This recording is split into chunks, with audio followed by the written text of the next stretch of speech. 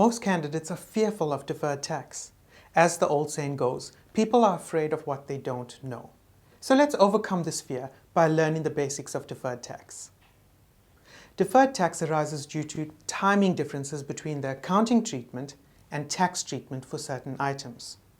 For accounting purposes, we use IFRS to account for transactions and events. For tax purposes, the tax laws details how transactions and events are to be treated for the calculation of tax.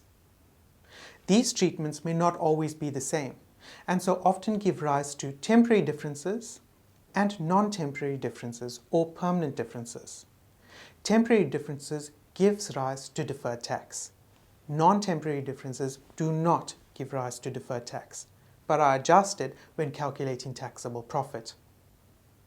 Non-temporary differences are permanent differences because the treatment for the accounting profit calculation will not be the same as the calculation for taxable profit.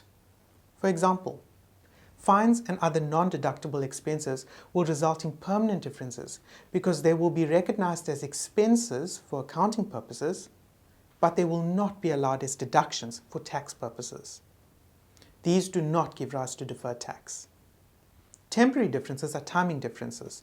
They relate to differences between the accounting and tax treatments, but over time, these differences will no longer exist.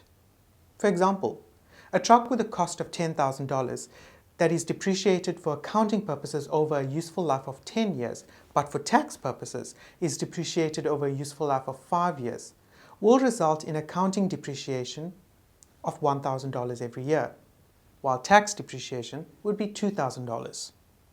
This would give rise to a deferred tax every year, but after 10 years, there would not be any differences. Hence, the difference was only temporary. You should use the following basic grid for the calculation of deferred tax.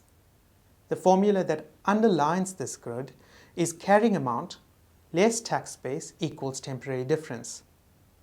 The temporary difference multiplied by the tax rate, which is generally 30%, will give you the deferred tax. The carrying amount is how the item is treated for accounting purposes. That is, how the item would appear in the accounting records.